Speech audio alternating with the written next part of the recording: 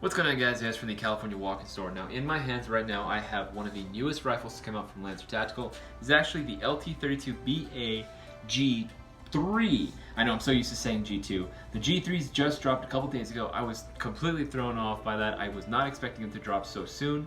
But without further ado, let's get into it. The gun itself is going to feel very familiar. It's going to feel very similar to the Gen 2s, both the standard models and the hybrid series. Now, if you don't remember, the standard models were polymer construction throughout, and the hybrid series featured a metal rail in addition to Lancer Tactical's ETU. This particular model is going to be featuring polymer construction very similar to the G2s. However, the internals are going to be slightly different.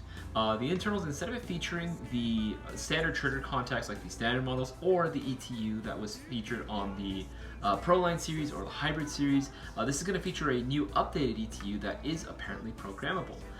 Cisco has yet to go and explain to me how to program it, but I'm sure that we will be able to figure that out later. As of right now, I'm going to go ahead and test fire this guy and see what it performs like with an 11.1.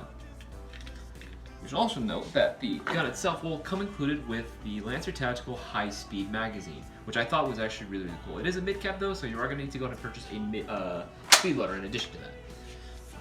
This bad boy, let's go ahead and just do semi only.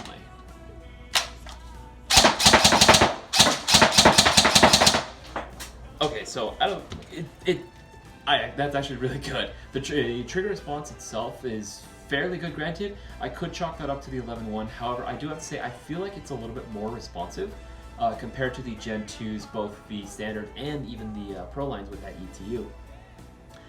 The trigger pull itself actually felt less compared to the standard models and the hybrid and Pro line series. It didn't feel like it was not necessarily squishy, but as long. The travel was actually a lot shorter. So I'm going to do that one more time. Oh, that feels so good. All right, now let's go ahead and switch into full auto. Now, I had a little bit of experience with full auto. Let's see if it remains the same. Okay, so the rate of fire, really, really good with an 11.1.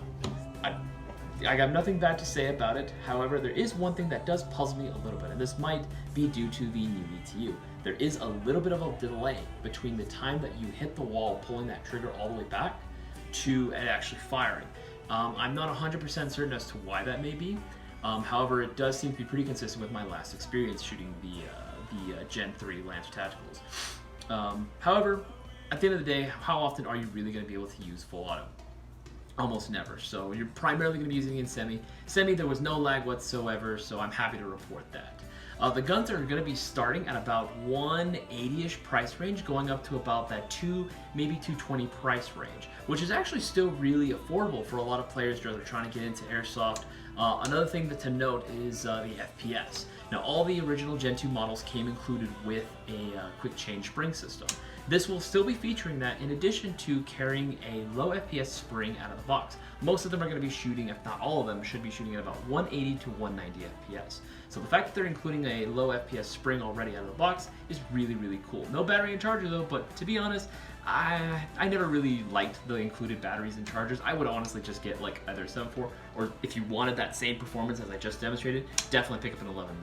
We have these available right now online and in store. It's been Isaiah from the California Walk-In Store, guys. Take it easy.